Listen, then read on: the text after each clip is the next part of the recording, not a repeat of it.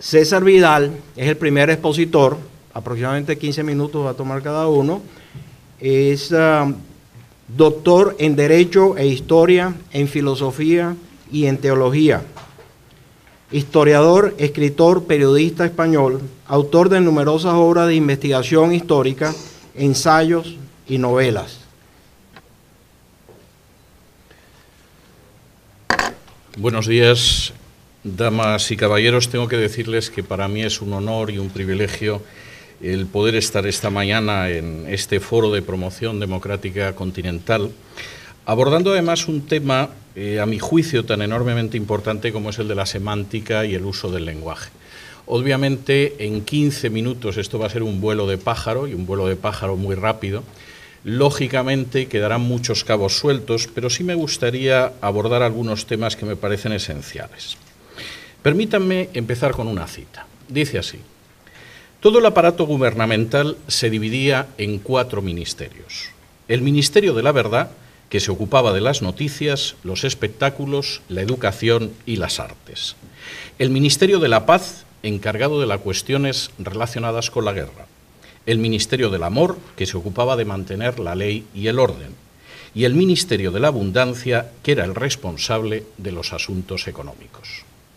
La descripción que acaban ustedes de escuchar la escribía en el año 1949 un británico que se llamaba Eric Blair, aunque seguramente muchos sabrán que su nombre de guerra, su seudónimo era George Orwell, y que el libro del que yo he citado es 1984. 1984 describía, en una fecha que ya tenemos 3 décadas a las espaldas, un mundo en el que habría desaparecido la democracia. Y de manera, por cierto, bastante lúcida, me atrevería a decir que brillante, ese mundo en el que habría desaparecido la democracia sería un mundo en el que los únicos regímenes que habría serían precisamente dictaduras socialistas. Eric Blair no escribía porque sí, de hecho tenía una experiencia a las espaldas antes de haber tomado la pluma o la máquina de escribir muy interesante. En el año 1937 había acudido a España a combatir en una milicia de izquierdas y estuvo a punto de ser fusilado, pero curiosamente no por las tropas del general Franco, sino por los agentes de Stalin en España. Y desde luego había aprendido mucho de esa experiencia. No solamente eso, Eric Blair además describía como la gran amenaza para la democracia que todavía existía en 1949, la creación de sistemas socialistas que tendrían fundamentalmente 3 características. El primero, la escasez. La segunda, el gobierno ejercido mediante una oligarquía que sería imposible de desplazar del poder. Y la tercera, la manipulación del lenguaje. La manipulación del lenguaje iba a ser tan importante que sobre todo iría hacia los sentimientos y que además se serviría de poderosos aparatos mediáticos. En esto, como en muchas otras cosas, hay que decir que Orwell fue profético. No solamente fue profético, yo tendría que decir que si en estos momentos existe una amenaza en Hispanoamérica para la persistencia de las democracias, es precisamente la de regímenes de ese tipo. Regímenes de carácter socialista, en los que abunda la escasez económica, en la que el gobierno está formado por una oligarquía que no tiene la menor intención de verse desplazada del poder y en el que se utiliza una forma de lenguaje, el double talk que decía Orwell, ese lenguaje doble que únicamente es la mentira. De manera bastante reveladora, y creo que esto es para reflexionarlo continuamente, el socialismo totalitario no desapareció en 1991 con el colapso de la Unión Soviética. Todo lo contrario, ha mutado. Y esa mutación, además, está siendo especialmente peligrosa, y me alegro de que se mencionara el Foro de Sao Paulo, porque este es uno de los aspectos que a veces se pasa por alto, pero es enormemente relevante. Ha mutado con visos de extenderse, sobre todo en países que sociológicamente son católicos, y esto por una serie de razones.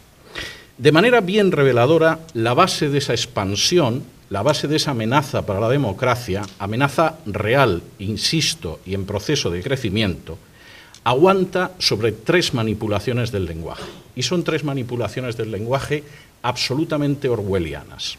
La primera, la guerra es la paz. Esa es una antigua historia, una antigua propaganda que viene de la Unión Soviética El pacifismo era absolutamente soviético, aunque invadieran Hungría en 1956 o Checoslovaquia en 1967, y el pacifismo era una gran arma, sobre todo si no era pacifismo real, sino un pacifismo que sirviera para desarmar a las democracias. Estos nuevos socialismos, que son nada más que mutaciones del antiguo socialismo, no solo pretenden ser pacifistas, sino enfrentarse con los enemigos de la paz, que por definición son Estados Unidos y sus democracias aliadas. La paz se enfrenta con la guerra de acuerdo con esa manipulación del lenguaje. Y eso es algo que se puede contemplar en cualquiera de estos regímenes, y curiosamente, además mostrando que nunca se ha podido utilizar la mentira de una manera más desvergonzada. En Cuba, el ejército sigue teniendo un papel fundamental que no tiene en ninguna democracia. Es más, es columna vertebral de la perpetuación de la dictadura de los hermanos Castro. En Venezuela, el ejército es absolutamente esencial para mantener el régimen chavista. En Nicaragua, el poder sigue siendo ejercido con la alianza de unas fuerzas armadas absolutamente politizadas y que no sirven a los ciudadanos sino a una oligarquía de izquierdas. Y por si esto fuera poco y quedara alguna duda de que efectivamente la guerra es la paz, de acuerdo con esta mentira orwelliana, incluso se traban alianzas internacionales con regímenes que nada tienen que ver con la realidad de Hispanoamérica, como es el régimen de los ayatolás en Irán.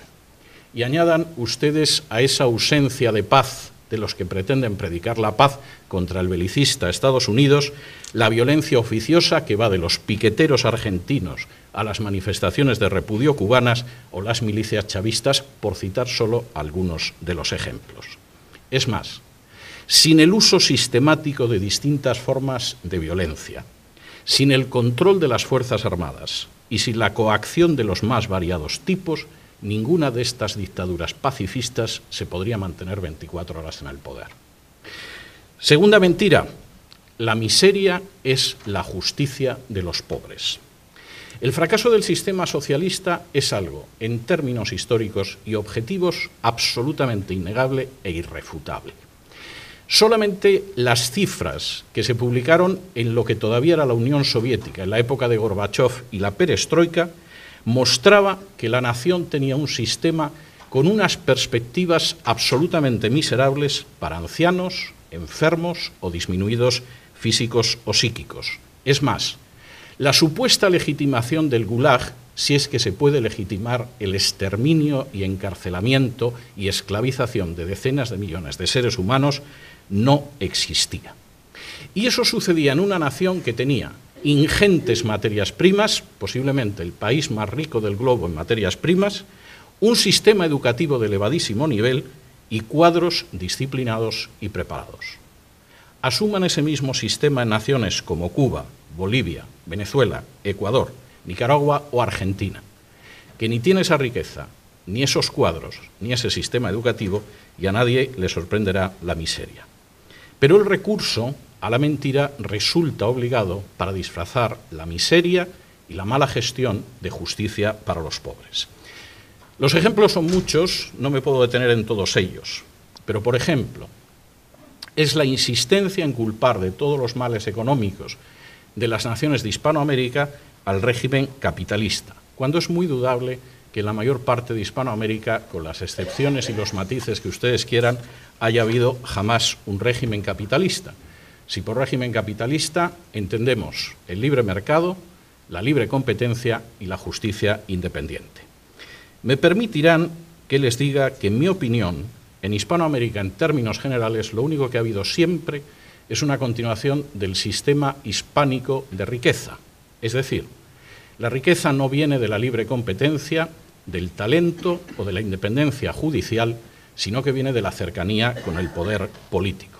Y eso quizá explica por qué no ha aparecido ningún Steve Jobs o ningún Bill Gates al sur del Río Grande. Porque en realidad todos sabemos que hasta esas dictaduras socialistas están creando sus propias oligarquías y que los nuevos millonarios, por ejemplo en Venezuela, no es gente de especial talento o con especial capacidad para crear riqueza, sino gente más cerca del calorcito que da el poder. No es de lo mejor que evidentemente trajimos o trajeron los españoles a América. Y ciertamente el mensaje es claro. La miseria, en realidad, es la justicia para los pobres, aunque esos pobres tengan que hacer cola para comprar papel higiénico o se hayan enterado hace muy poco de que si viven en Argentina solo podrán hacer 2 compras online al año. No solamente eso, se tacha de antipatriotas a los que aman a su patria y quieren la libertad de su patria, olvidando la famosa máxima de Thomas Jefferson de que el mayor patriota es el disidente, porque por encima de intereses políticos lo que quiere es la prosperidad y la libertad de su nación. Tercera mentira, las tinieblas son la luz. El impacto de estos sistemas debe muchísimo, aparte de al poderoso aparato de propaganda y, por supuesto, al respaldo internacional, al hecho de que hay una tierra de cultivo que es especialmente favorable. Naciones que han sido maceradas desde hace décadas con conceptos y términos como la opción preferencial por los pobres, o el asistencialismo, o el recelo hacia la economía de mercado, que han padecido, permítanme que utilice ese verbo, la teología de la liberación, eran cultivo abonado para que en un momento determinado creciera la planta siniestra del socialismo totalitario. Y esto era claro ya en los años 70. Cualquiera que sufriera la enorme agonía estética de leer un libro de uno de los teólogos de la liberación brasileño, Fray Beto, titulado Fidel y la religión, donde el dictador cubano pretendía aunar, más bien pervertir y subvertir categorías de pensamiento cristianas para amaestrarlas hacia el comunismo, sabe de lo que estoy hablando. Y cuando los hermanos Boff, posiblemente los teólogos más importantes de la liberación, decían que su base de trabajo era la Biblia, pero su instrumento de análisis era el marxismo, desde luego no estaban hablando por hablar. Estaban empezando a abonar un territorio en el que están creciendo en los últimos años plantas tan amargas como el chavismo o la dictadura de otros personajes parecidos. ¿Hasta qué punto esto funciona? Se puede ver en multitud de manifestaciones. Quisiera centrarme solo en una, porque suele pasarse por alto en los medios de comunicación internacional. En los medios de comunicación internacionales nos fijamos en Cuba, por eso de que Cuba pervierte la situación internacional desde hace más de medio siglo. Nos fijamos en Venezuela, porque es un país importante y petrolífero. Pasamos a la Argentina, que es un país grande, y pasamos por alto, por ejemplo, naciones más pequeñas como Nicaragua. Eso es un gravísimo error. Nicaragua lleva más de 40 años siendo el tubo de ensayo de las experiencias socialistas totalitarias en el subcontinente. La esposa del actual presidente de Nicaragua, el comandante sandinista Daniel Ortega, es auténticamente un paradigma de lo que cabe esperar de las estrategias del Foro de Sao Paulo. Rosario Murillo puede ser al mismo tiempo bruja y llevar entre 15 y 20 anillos en los dedos, generalmente de turquesa, porque al parecer eso evita la mala onda de los enemigos del pueblo, que por supuesto son los que no son sandinistas y aman la libertad. Puede ser considerado un personaje importante de la brujería internacional y al mismo tiempo mantener unas relaciones extraordinarias con el cardenal Obando o señalar que la Virgen ilumina a Daniel Ortega. No solo eso. El grito de propaganda en Nicaragua es «Viva Nicaragua, cristiana, socialista y solidaria». Y presentando al cardenal Obando, antiguo disidente, y yo diría que enemigo valiente del régimen sandinista, Rosario Murillo decía lo siguiente: «Te tenemos aquí para invocar al Altísimo, al Todopoderoso, al Gran Espíritu, al Supremo Hacedor, a la fuerza que nos mueve desde la vida hacia la vida, con nosotros en esta Plaza de la Fe San Juan Pablo II, su eminencia reverendísima Cardenal Miguel Obando y Bravo», para añadir a continuación, puro Foro de Sao Paulo: «Cardenal Miguel, eres esa luz de esperanza y fe, viva el cardenal, nuestro amigo fiel». Y por supuesto en Nicaragua la revolución se llama la Revolución del Amor. Rosario Murillo dice que empuñan las armas del amor y, por si fuera poco, para terminarlo de arreglar, es habitual en los medios de comunicación que veamos al comandante yendo a misa. Parece que eso no está influyendo mucho en sus hábitos políticos. Que todo esto se parezca algo a lo contenido en las páginas de la Biblia es dudoso, pero que resulta efectivo políticamente esa perversión del lenguaje es absolutamente imposible de negar.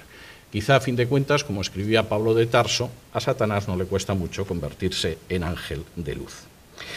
Quizá, y concluyo, esta tarea, la tarea de mostrar la falsedad del lenguaje, la utilización de la mentira, la perversión de valores queridos para millones de personas, vaya a ser la tarea más relevante de nuestro tiempo.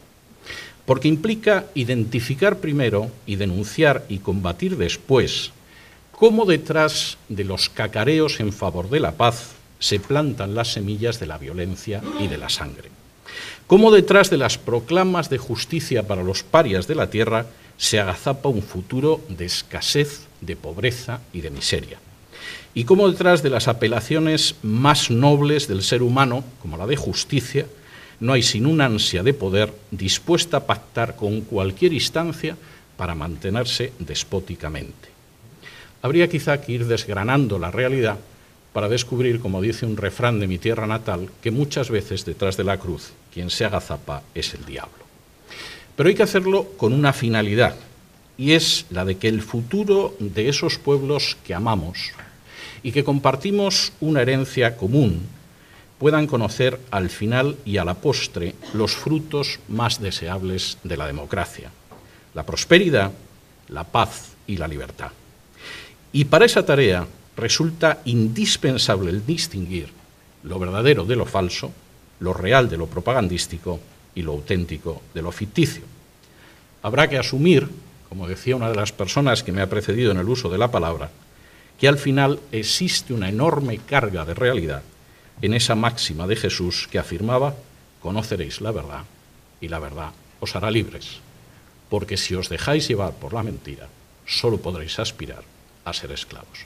Muchas gracias.